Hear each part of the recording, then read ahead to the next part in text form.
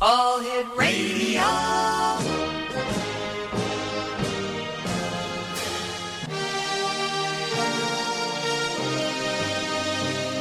Welcome to the X Zone, a place where fact is fiction and fiction is reality. Now, here's your host, Rob McConnell.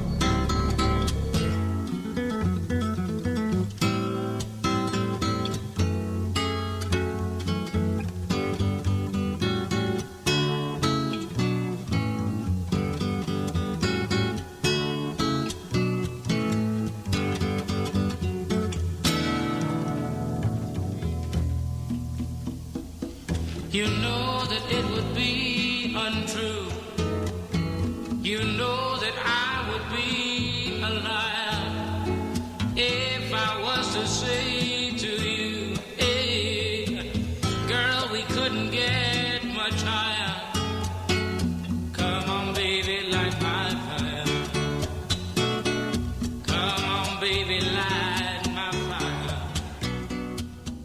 And welcome back to Hour 2 of tonight's show here in the X Zone from our broadcast center and studios in St. Catharines, Ontario, Canada on the X Zone Broadcast Network and your hometown radio, Classic 1220, streaming at classic1220.ca. My two guests this hour are Mark MUNCY and ERIKA Lance. Mark specializes in folklore history, Fortean research with an emphasis on Appalachia and Florida cryptids and legends. Let me see here. ERIKA is an expert on witchcraft, true crime, and pulp culture. Joining us now from, where are you? Are you still in North Carolina?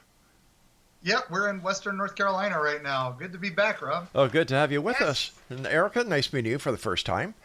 Yes, it's wonderful to meet you. Yeah. Mark, what have you been up to since you and I last talked? You're always so busy. Well, we started a podcast. Mm-hmm. We started Eerie Travels, which is on twice a week.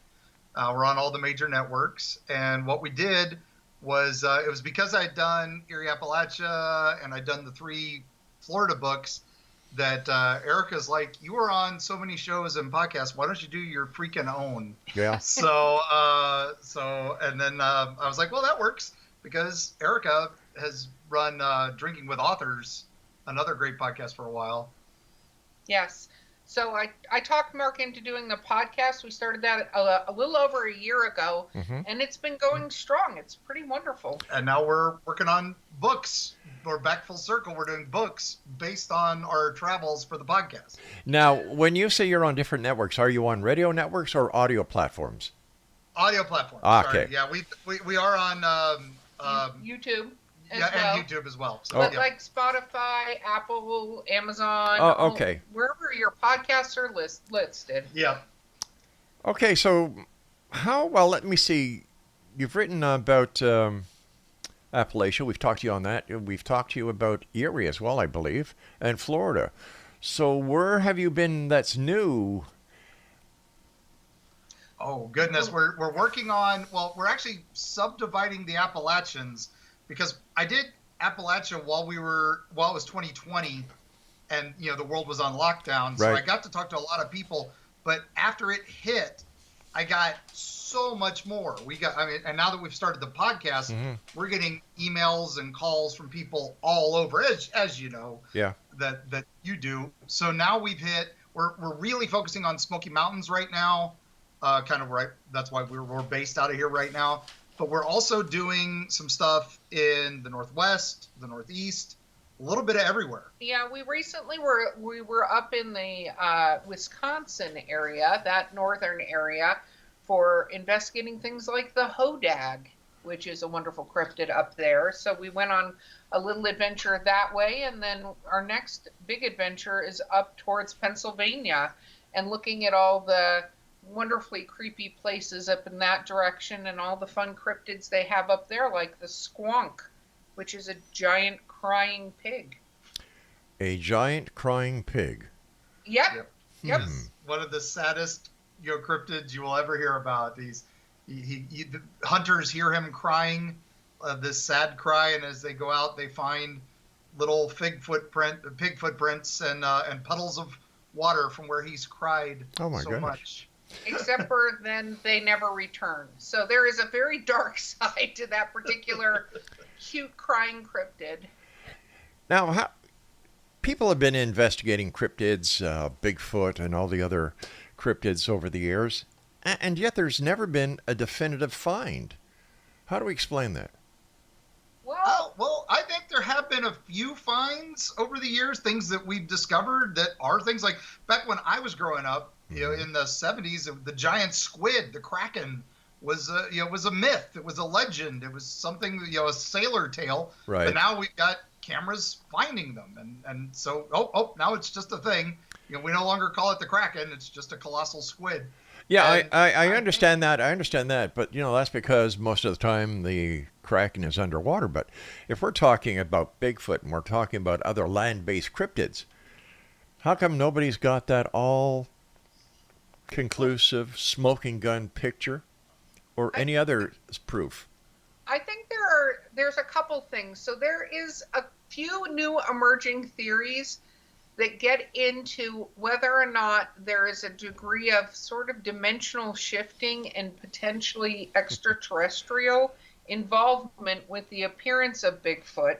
But one thing that's very interesting is, and we've spoken to a few people who've done deep dives on Dogman, which is another cryptid, is they believe that they eat the corpses of their dead, and that's why they're not found. Meaning they don't, when a dogman, because they travel in packs, they don't leave the bodies. So it's not like a solitary creature that's out there.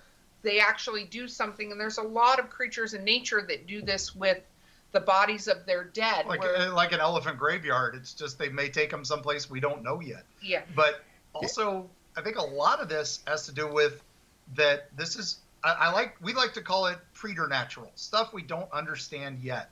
This is just stuff that doesn't make sense to us yet. I mean, look at space research, and now we're learning about dark matter, and we're just now figuring out the science that makes it work. This is all stuff, years ago when growing up learning about this stuff, it was all okay, we don't get it. Now we're starting to.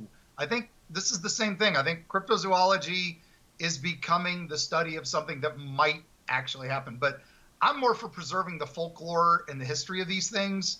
That's what we really like to get into. We'd love, of course, to find a Bigfoot or a squonk or a hodag, but I like getting into the folklore behind them and preserving those tales. Well, it also, every time historically that something has been located, like this is talked a lot about in the history of, for instance, the hodag, which is supposed to be this giant serpent thing. What happened, though, was when there was a rumor of this and it was spotted, all of these hunters appeared in this great thing. So to hunt this thing down in this area, and that routinely happens with a lot of these legends when they did talk about finding them. So I think there's a little bit of a danger too, I personally think, in finding some of these things, because then it suddenly becomes, we found them, we know how to find them. People are going to want to hunt them down because they do that. And I think they're a pretty rare creature, whatever it is. And I don't know that we necessarily want that.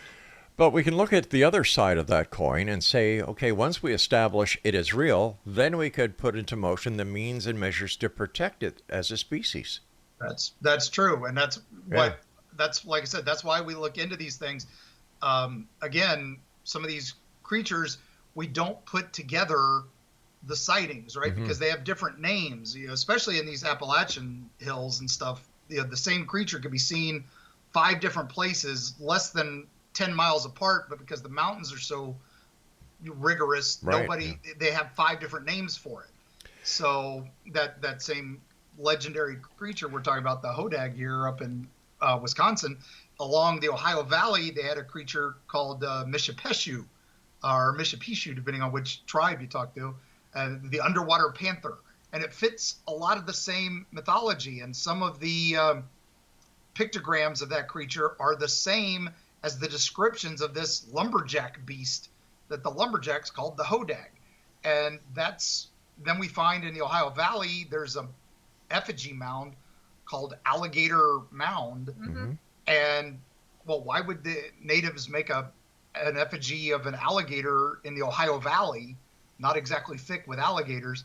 But then you start looking at it with those pictograms of Mishapishu, you look at the underwater panther, and suddenly you go, oh, okay, we call it alligator because that's our word for it, but it was probably something else. And if all these civilizations, and this creature is sighted like all over the eastern United States, all up and down the Mississippi River, the Ohio Valley, we look into things like the Crosswick serpent and other sightings. These are things from over hundreds of years that all fit that same description when you really look at it. And that's what I really love digging into. Mark, what is your favorite cryptid? Oh, goodness. Yeah. His favorite is one from where he grew up. Yeah. There was a family story that grew up in eastern Kentucky. Mm-hmm. There's this wonderful creature called, it sounds like something out of South Park, right? It's the stupidest thing. It's got the head of a man, the body of a cow, or a big cat, and it's got a wooden leg. And so it's called the bench leg. And it's the bench leg of Goble Ridge. And it jumps from tree to tree and hits bad people off their horses with its wooden leg, which is silly. It's crazy. But that's the ones I love, or the ones like that don't make sense. But in that area, you ask anybody about it, everybody has a family member that has seen it at some point in their lives. And these are families that never lie, they're very religious. They're very, if you lie, it's the end of the world. You've committed a dreadful sin, but I did see that. And I saw it, riding home one day.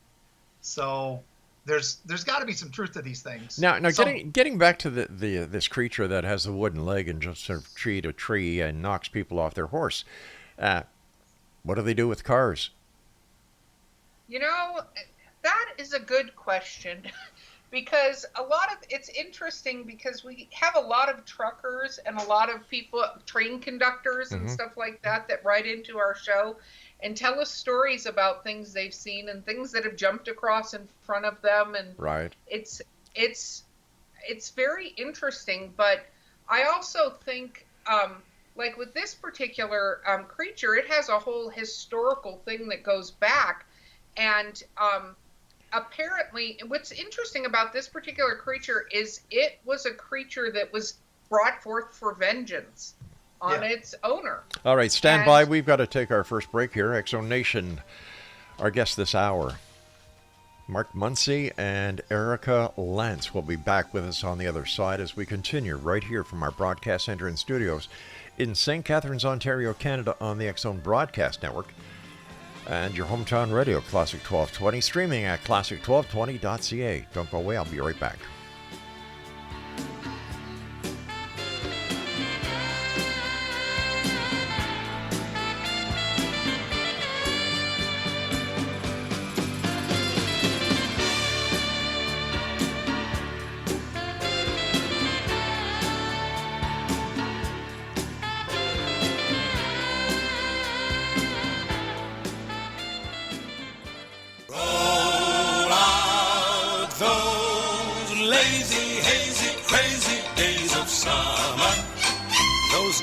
Soda and pretzels and beer. Roll out those lazy, hazy, crazy days of summer. Dust off the sun and moon and sing a song of cheer. Just fill your basket full of sandwiches and weenies. Then lock the house up. Now you're set. And on the beach you'll see the girls in their bikinis, as cute as ever, but they never get them wet. Roll out those lazy, hazy, crazy days of summer. Those days of soda and pretzels and beer. Soda, pretzels, and beer. Now there's an idea for after the show, Craig. What do you say? Exo Nation, our guest this hour, Mark MUNCY and ERIKA Lance, and we're talking about cryptids this hour. Have you guys ever gone on a Bigfoot hunt yourselves? I have not, because bugs. No, just kidding. I have not yet gone on a Bigfoot hunt. We actually are supposed to do one for the Erie Travel show, I think later this year. We're being invited to a local place that is doing Bigfoot hunts for beginners. North Carolina Bigfoot Adventures will be part of that. But I have done quite a few. I go out with, that's my job is a paranormal journalist is what I like to call it, or a folklorist. Okay. Is I go with Bigfoot hunting teams, ghost hunting teams, UFO hunting teams. I'm not actually on the hunt as a hunter. I'm there to get their story and their experiences. And if we luck out and gets a little something, it's kind of fun.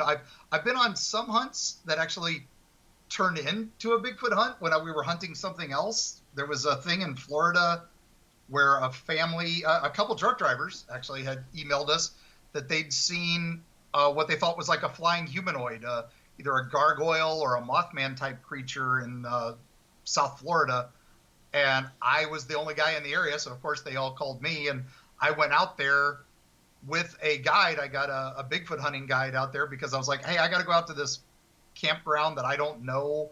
I'm going off the highway. I need a guide. And so he and I go out there, and we are out there looking for this campground where another family had supposedly seen this thing. And on the way there, we found prints that were in the middle of nowhere, and there was no way they could have been set up before we got there. So he went to get his equipment. I sat out in the woods of the swamp of the Mayaca swamp for a little while he went and got, casting stuff. So it turned into a Bigfoot hunt when I wasn't actually intending it to be. What has been the strangest thing that you've come across as you were doing your paranormal journalism? Oh gosh, there's been a few. Story-wise, they've all been weird, but we've got one that I think Eric and I have been researching recently, and this is in North Florida.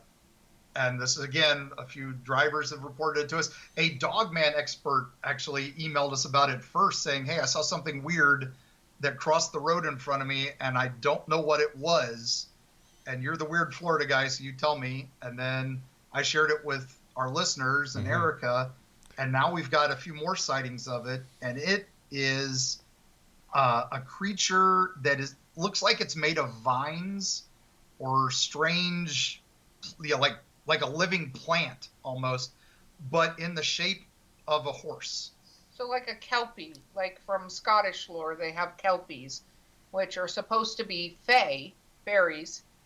And this actually was seen by the dogman expert, but then it was also seen by a train conductor and two people driving trucks emailed before we ever said anything on the air about it. So there was multiple, because we don't tend to say, unless we've had an experience, we tend to not report on something unless we have multiple experiences with it, because, some people maybe have a little too much to drink and think they see things. So, but isn't that what folklore is all about? We've codenamed it the kudzu kelpie. But isn't that what folklore is about? You've got all these stories that have no proof. Like, they're great stories to tell at around the fire or at the pub, but when fact comes to push, there's no proof. But I will say this is that when multiple people have a very similar experience, or like to Mark's, bench leg creature, he heard that as a kid and stuff and thought it was interesting until he ran into other people who, without him saying it, went, oh yeah, no, there's this rumor of this thing, and explaining it. So it's, you get I think stories being shared, it's kind of like one of my favorites is The Woman in White, right? You hear The Woman in White, and usually people go, oh, that was Sally, whose husband left her, or that was Beth, whose kids. But there have been Women in White stories where it's a woman, dark hair, usually wet, near some sort of body of water, seen walking in a white dress. And if you go back and research this, which I did because we were doing a Valentine's episode, and I'm like, I'll do The Woman in White. And then I found out there are stories dating back way before there were newspapers, books. It was just folklore from different areas, including, Asia and stuff like that, where where it talks about whatever this thing is. So it's like, to me, that's not a ghost. That's something else that has been prevailing in all of these areas, and multiple people have seen this particular one. There's one in Pennsylvania, a woman in white that runs people off the road, and there are documented accidents, and in the accident reports is this woman wearing a white dress who was wet jumped on my car, and they run off the road. So it is interesting, but we also think that, you know, that whole theory that if you also believe in something enough, there's topas, and you might be bringing them into being. It's either that or you're on the way home from the bar. Which I can vote for either one of those things as a whiskey fan, so I'm good either way. In Appalachia, you know, there's a lot of strange stories that have, you know, been told over the years. Mark, what's your favorite one? Oh, goodness.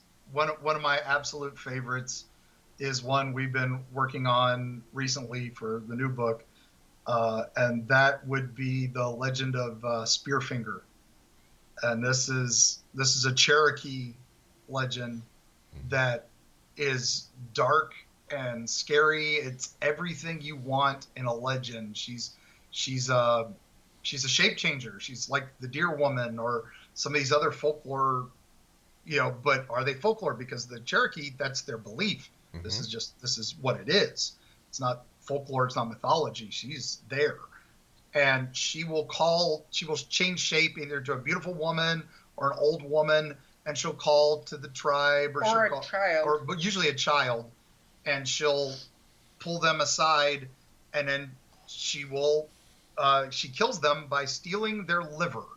And she has a very long pointed finger that she can stab so quickly they don't even notice. And she'll lull them to sleep or lull them away. And then sometimes she takes their form and comes back into the tribe so she can get the whole family. And she is so ingrained into their culture that there's a great story about where many different tribes banded together to hunt her and to kill her. And she figured out how they did their harvests. She figured out all these things. So they lured her into a trap. They couldn't kill her. It's just this amazing epic story. It's like Lord of the Rings fantasy level when you read this, but then you're realizing, no, to them, it's history. This is not fiction. And they have a story about how she came into being, because she was punished for sort of crimes that she committed and then made a deal with a demon, which is what incarnated her to be able to stay on the earth. So it's very detailed. It's not just like this big shaggy thing walked out of the woods, walked past my house and stole my apples. Like, it is very detailed. The origin story, I should say, like many superheroes, the origin story of this particular preternatural being, but she's still seen today. And there are medical reports of people being found missing their livers. So it's very weird. And you just have to go, if you believe in something strong enough, how real is it? Well, if there's medical records, have you seen these records? Yes. I've seen a couple of them. There's actually some police reports recently. One is late as 2017 in Sevierville, which is just over the Smoky Mountains, and near her old reported stomping grounds. And there was a young man who was sick, went to the hospital, couldn't figure out what was wrong with him, and they had to do testing, and he was literally dying as they figured out where his liver is just gone.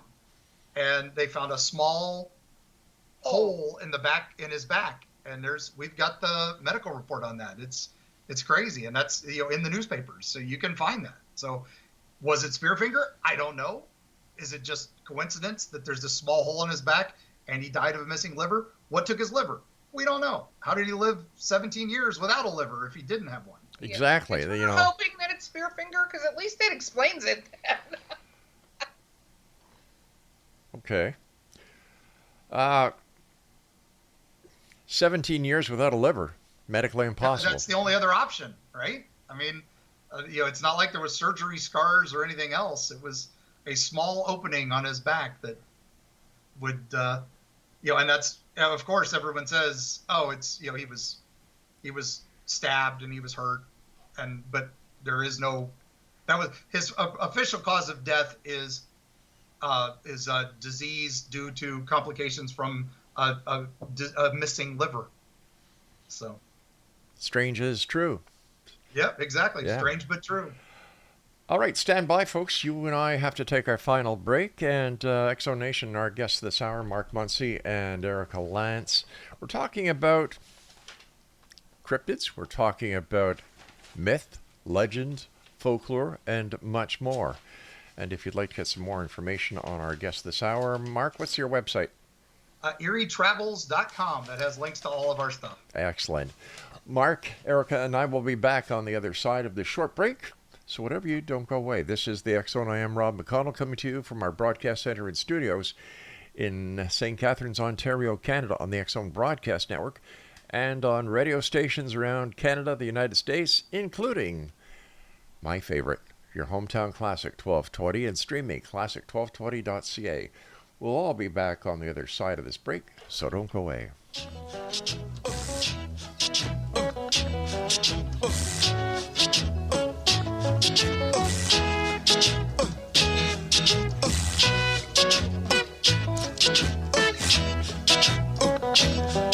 In the summertime, when the weather is high, you can stretch right up and touch the sky. When the weather's fine, you got women on your mind. Have a drink, have a drive, go out and see what you can find. If a daddy's rich, take her out for a meal. If a daddy's poor, just do what you feel. Speed along the lane, you can dine or a ton of 25. When the sun goes down,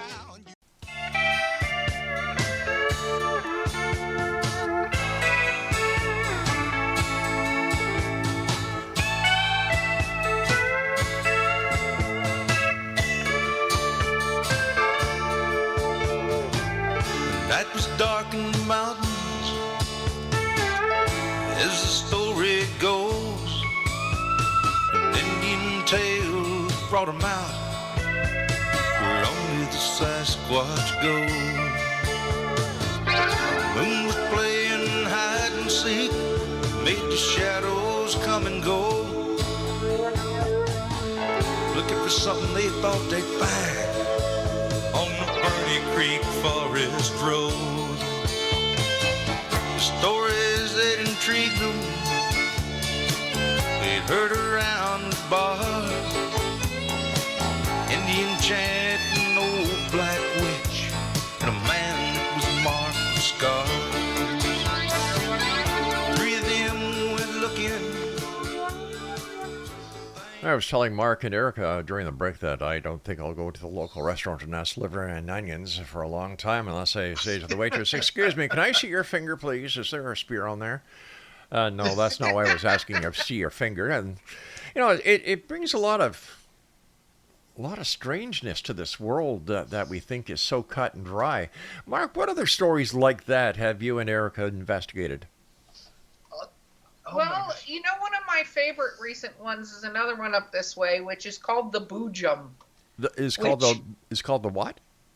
Boojum. Boojum.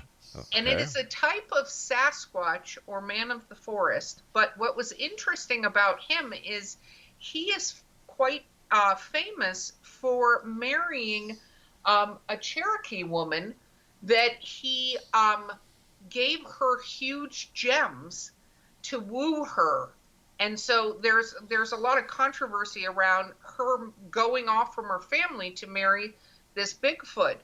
But it gets even more fun because how he came across these gems, was not mining or something like that, is bringing moonshine to miners.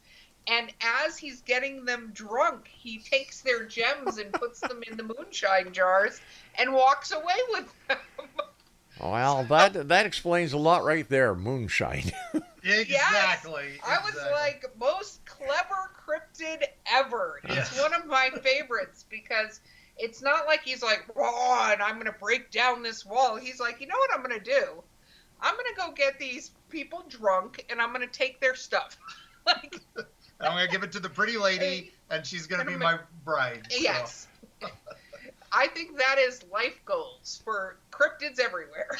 Yeah, it certainly sounds. Now, Mark, you did work on the skunk ape, right? Oh yeah, we worked with quite a number of skunk ape hunters over the years. We've done work with Stacy Brown from Finding Bigfoot, Connor Flynn, David Sidoti of the Independent Sasquatch Research Team. I've been with a lot of big skunk ape hunters. That's the Florida Bigfoot for all of you. We can't have nice names for things down here. We got to give them dumb names. Well, they do smell really bad, so. They do that everywhere, but yeah. we name. So do dogs after they're wet. Yeah, exactly. Any animal, a little bit. So this is true. Are we any closer to understanding what the skunk escape is? We're starting to realize that there are different ones. I think there are those that believe that 100% it's a great ape that's just lost in the Everglades, right? It's a specific type. It's more orangutan looking. It's like tan and lean, and it moves through the swamps down in the Everglades. But as you go a little further north in Florida, the Ocala ones are a bit closer to the classic Sasquatch, right? They're bigger, they're brown, they tend to hang out in the woods in that area. They throw rocks, which is classic, like Pacific Northwest style. And those, I tend to agree, might be a bit more normal. But then you've got the ones in like the area I was in, the Withlacoochee State Forest, which is just south of Tampa Bay. That area, they're darker colored. They've got kind of like silverback style markings. Mm-hmm. And they are the ones that just kind of vanish. They disappear without a trace when you're following them. So there's a little hinkiness with them. And then there's even more in the Panhandle and stuff. Skunk apes are, we think there's more to it than I think our Dave Shealy, who runs the skunk ape headquarters down in the Everglades, he's probably got some of the best video footage I've ever seen of one from the early 2000s. It's like, people talk about the Patterson Gimlin and all those that are, a few seconds of footage. Mm-hmm. He's got almost like 5 minutes of this thing running through a swamp. And I don't think anybody gives that one enough credit. What about the Patterson Gimlin Bigfoot? What's your take on it? Legit or hoax? Oh man, it's. Can we abstain from this? Nope. I think honestly they got something there that cannot be explained easily. But that said, there were people who came out later and said, "Oh yeah, it was 100% hoaxed. I did it." But then those people got debunked. Yeah. So I can't tell you. I mean, honestly, it's it's the same year as the Planet of the Apes movie. All the major makeup artists are working on that movie, and it looks nothing like that. So jury's still out, I think, on that. I think that always will be. Yeah, we get a time machine and go back there and see it ourselves. Well, the jury is at the restaurant having liver and onions. That's where the jury is. What about UFOs, Mark and ERIKA? Anything fascinating or out of this world on those? Yeah, no, it's very interesting that the whole premise. Here's the thing is, if you watch the congressional thing that happened, there was a lot of them actually giving a lot of information interspersed between the phone calls being answered and them going, yeah, I can't answer that question, which is, that, to me, it speaks volumes, because it's one thing if you go, no, that didn't happen. It's a totally different thing when somebody goes XYZ and you go, I can't answer that question. My favorite part of that is when we talk to actual active military people in the intelligence branches and stuff, that they won't go on record. Yep. They won't go on record. And it's like, well, just tell us a little something. And they're like, no, can't say anything. But then we talked to the naval pilot that actually released the famous Tic Tac video, the thing that started all this. We actually talked to her at a recent event. Yeah. And afterwards, we talked to a couple people in the intelligence community, and they were like, yeah, she's credible. Yeah. I'm like, but what does that mean? It's real? They're like, Nope, she's just credible. That's all I'm willing to say. Yeah, if she's credible, we won't answer your other questions. So there is something out there, but I have a theory that we've talked about a little bit on our show, which is this. The men in black say a person is smart, people are stupid. They can't come out and go, oh yeah, by the way, we've been having UFOs come here, this, that, and the other, and we know it and stuff like that. Like, they couldn't do that because it would create mass hysteria and panic. It's way past the point of being able to introduce this. They sort of had their window back when War of the Worlds was released.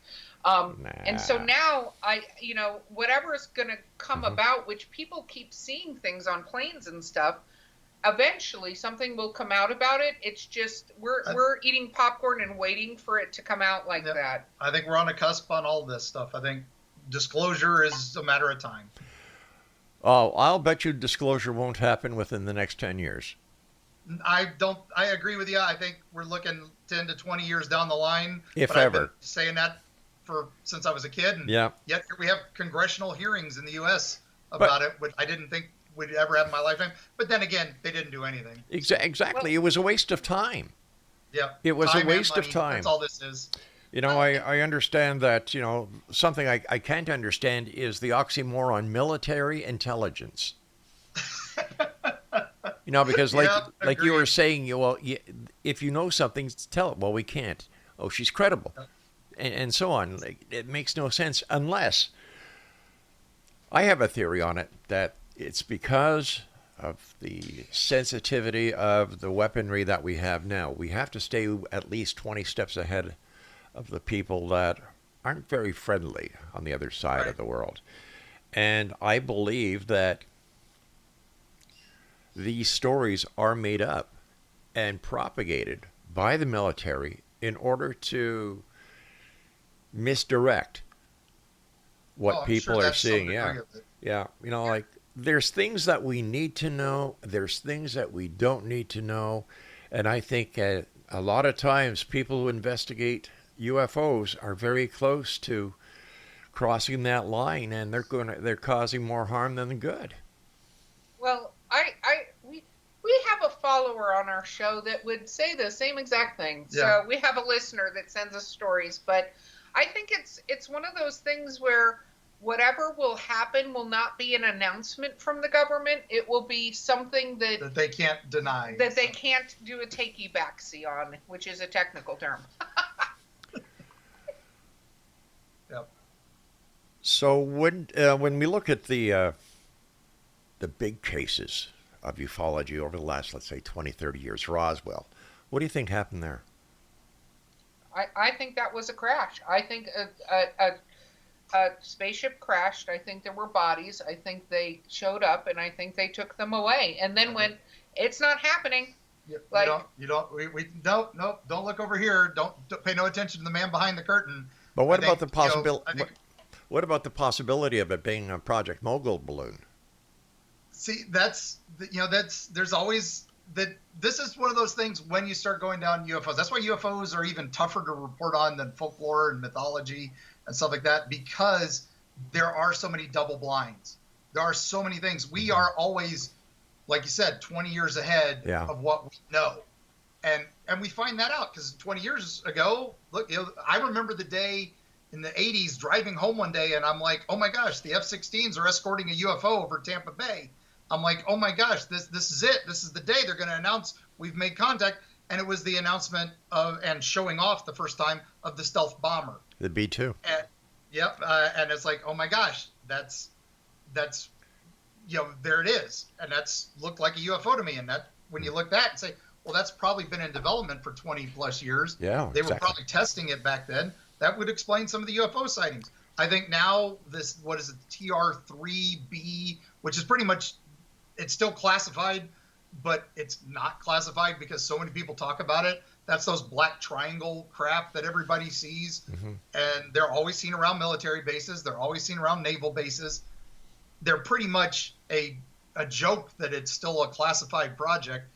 But we think that might be, the next gen UFOs, and that would explain a lot of sightings. All right, guys, please stand by. We've got to take our final break for this hour. X-Zone Nation, Mark MUNCY and ERIKA Lance are our special guests. And what's your website one more time? ErieTravels.com. There you go. And we'll be back as we cap off tonight's show here in the X Zone on, let me see, Craig, what day is it? This is Thursday. Okay, this is Thursday's show. All right, there you go, Thursday. He keeps changing his mind on me. It's the liver he eats. It's got to be the liver. Oh, yeah? You better check it. Yeah. We'll be back on the other side as we wrap up this hour here in the X Zone with yours truly, Rob McConnell, from our broadcast center and studios in St. Catharines, Ontario, Canada, on your hometown radio, Classic 1220, and streaming at classic1220.ca. Indian chanting, old black witch, and a man that was marked with scars.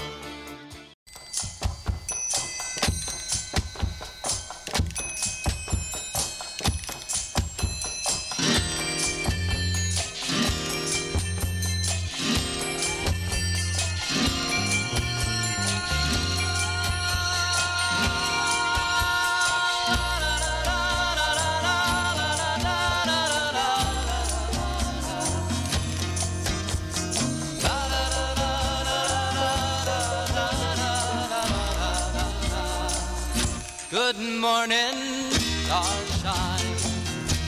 The earth says hello. You twinkle above us, twinkle below. Good morning, starshine. You lead us along, my love and me, as we sing our early morning singing song. Oh, my goodness. From liver to, to white lightning, to Bigfoot, to UFOs, to a lady who spears out your liver when you're not looking. These are what the paranormal and folklore is made of. Mark, one of your books, I believe, is 31 Tales of Hellview Cemetery. What is that about? Gosh. Yeah. Yeah, that was what started it all. I was running a haunted attraction back in Tampa Bay. It was based on local folklore and legends, and so it was a haunted house. And instead of having a werewolf jump out at you, I had the skunk ape jump out at you. Now, most people going through the haunted house had no idea what these things were, but I love putting in local lore and legends. And there was a local lore in Tampa Bay of a thing called mini lights, and it was don't go out at night or mini lights will get you, or if you say mini lights 3 times, her gator boys will come steal you.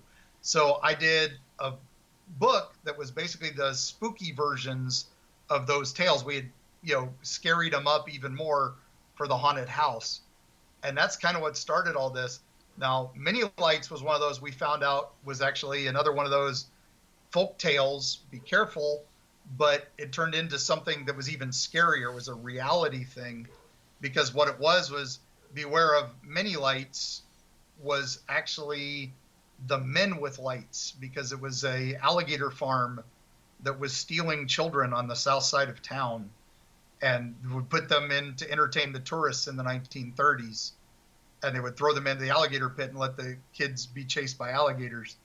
So beware of mini lights. The gator boys will steal your children was beware of the men with lights, the gator boys. They will steal your children. And so that what took me down this rabbit hole of folklore and legends, and some of them are based on things much worse than a scary witch with gator children. What got you started in all of this, Mark? I gotta say it was the bench leg. It was the story I'd heard 100 times as a kid. It didn't make sense to me. Why would I wanted to hear ghost stories? I was out in the woods of eastern Kentucky. I wanted to hear monsters in the hills, and this is what they tell me about this thing with a cow body with a wooden leg and the head of a man, and it doesn't make any sense. But then late one night, I saw something that didn't make any sense. I saw some dark shape running through the woods, and it had a glowy, weird looking head. So after that, I was like, okay, I'm a believer. Seeing And is, I've got a story to tell around the campfires myself now. seeing is believing. Yep, that turned it. ERIKA, what about you? Mine was, I grew up in Hollywood, California when the Night Stalker was killing people, for lack of a better way, which got me started down a path of looking into horror, looking into pop culture, looking at the phenomenon of what happens when you have a real life monster and how that affects people. And then, of course, meeting Mark and my own witchy and ghost experiences through my life. But meeting Mark, it was fun kismet to go, let's have a weird show together. What kind of witch are you? Are you a practicing witch? I would say now I dabble. A friend of mine said the other day, she's like, you're either in or out. And I'm like, wow, that sounds very threatening. But I do very much believe in magic. I do believe a lot of it is based on intention. But I have developed more and more and, have my own different things, cinnamon out the door at the first of the month and, different luck coins and a little superstitious, I guess, at times. But it's interesting because I think you put enough intention behind something, it can be very true. And I've seen people that have had bad experiences that have utilized different spells or spiritual tools like that to help protect them in those kind of situations. Did you belong to a coven? No, no, I do not belong to a coven. I do have other witches that I know, so maybe we should form a coven. We've got kind of a nice little support group on our Erie Travels Discord that's like young Appalachian witches. Yes. And they're all supporting each other, just giving each other advice and tips on how to handle situations and stuff. It's very cool to watch, and I love it. And they send us emails and questions all the time to share with the listeners. It's just part of our culture now with the show. Yeah. In your opinion, which country around the world has the most folklores? Oh. Per square foot, I would say Scotland, Ireland, but the fact that that's the same mountain range as the Appalachians, it's just, it's been separated by an ocean thanks to, the original Brexit of Pangea. I think the fact that same spirits and legends are all the way down here, I think this area has got so much. It's true, but I'll tell you, every culture has it if you go there. Like I visited South Africa, for instance, and they have a whole legend there about these creatures that will kill you in the middle of the night if you don't raise your bed on bricks. And to this day, normal everyday people you'll meet go in their house, their bed is raised up on bricks. Their normal nice bed is raised up on bricks. It becomes tradition. It does. And so I think there's folklore everywhere. It's just, is it historical stories that are passed down from generation to generation, or different creatures that people are seeing, like the little people of Hawaii? I was there. There was and there's documentation on these people, and when they were driven into the island and kind of disappeared. I think it's everywhere. What do you think a lot of these legends would look like or sound like if they were to happen today with what we know about science, what we know about quantum physics, what we know about theology, and all the other ingredients that go into a good folklore? Would the folklore survive the test of time if it happened today? I think it does. I think we see that happen all the time. But it becomes like a meme almost, but then they evolve. Look at what happened with the creepypasta phenomena of the early 2000s, the early internet. They make a website. It's like a Wikipedia for monsters and legends. In fact, a lot of my old Hellview stuff got put up on that site. And these things like the Not Deer and the Slender Man phenomena. These are things that were put up onto a website. They were made up as Photoshops. They were made up as, just creative stories, drawings, and stories on Reddit. And then the next thing you know, people are seeing them. People are convinced that they've encountered them. Then there's videos. People are seeing videos of the Not Deer, and people are experiencing them. And I think that becomes modern folklore, modern legends. And we go back to our tulpa studies, which are, where they decided to invent a ghost and that sort of thing. Are we inventing these things? Are we creating these folklore with our own beliefs, with just the power behind them? Could that be happening? I don't know. I believe that a lot of the folklores were to give some semblance and to give some order. For example, well, let's talk about the one where you were saying that they put the beds up on bricks. That makes good sense in Africa because there's a lot of things that crawl on the floors in Africa. So I can understand that. So is it possible that a lot of these folklores were intended to teach a lesson to people? Yeah. Oh yeah. It's like absolutely. Spearfinger goes back to the Cherokee. Don't trust strangers. Don't trust, everybody. If you hear a voice in the woods, right, be careful. It's not, it may not be a friend.